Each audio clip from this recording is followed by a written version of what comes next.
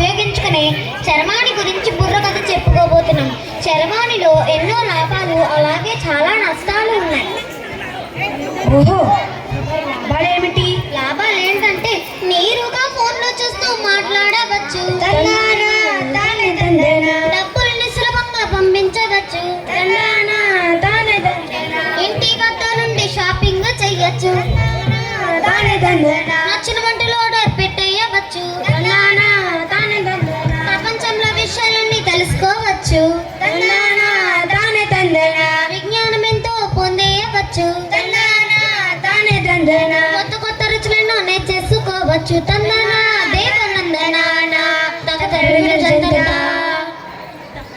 ఒకప్పుడు సమాచారం అందించాలంటే చాలా కష్టం. కానీ ఇప్పుడు క్షణాల్లో ప్రపంచంలో ఎక్కడున్న వార్తైనా మాట్లాడవచ్చు. సమాచారాలు తెలుసుకోవచ్చు. అంతేనా, గంటలు గంటల సమయం వృధా కాకుండా డబ్బుల్ని సులభంగా ఎవరికైనా పంపించవచ్చు.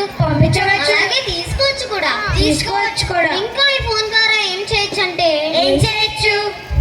షాపింగ్ చేయొచ్చు, ప్రపంచంలో విషయాలెన్నో తెలుసుకోవచ్చు, విజ్ఞానం ఎంత పొందవచ్చు, కొత్త కొత్త రుచులను నేర్చుకోవచ్చు.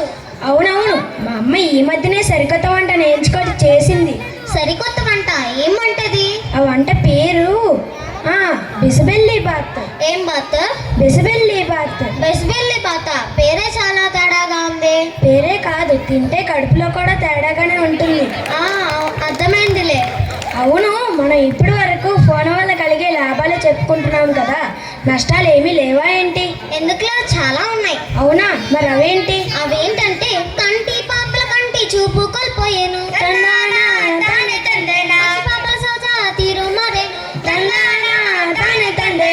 పెద్దలు దీనికి బానిసలయ్యేను, ఆన్లైన్లో ఎన్నో మోసాలు జరిగేను, రీల్స్ చూసుకుంటూ రోజులు గడిపేను,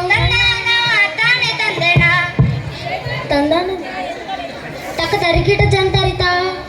పూర్వం పిల్లలు మారం చేస్తే పెద్దవాళ్ళు కథలు చెప్పో జోలపాటల పాడో బుజ్జగించేవారు, లేదా వాళ్ళకి ఇష్టమైన తిరుబండారాలో బొమ్మలు కొనిచ్చేవారు. కానీ ఇప్పుడేం చేస్తున్నారు? వారి చేతుల్లో సెల్ ఫోన్ పెడుతున్నారు. దీంతో ఇప్పుడున్న ఉరుకుల పరుకుల జీవితంలో పిల్లల్ని అసలు పట్టించుకోవడమే లేదు. దీంతో పిల్లలు ఫోన్లో పబ్జీలు, ఫ్రీ ఫైర్ ఆడుకుంటూ బయటికి వెళ్ళి ఆడుకోవడమే మానేశారు. అయ్యయ్యో, మరి ఇక పెద్దవాళ్ళేమో ప్రమాద స్థలాల్లో ఫోటోలు, వీడియోలు అంటూ పక్కనున్న ప్రమాదాన్ని గమనించకుండా వాళ్ళ ప్రాణాలని బలుకుంటున్నారు. పరిష్కారం ఏంటి? దీనికి పరిష్కారం ఏంటంటే పెద్దలు పిల్లలతో సమయాన్ని గడపాలి, తాతయ్య బామ్మలు కథలు చెప్పాలి, తరిగిట జంటరిగా. పిల్లలు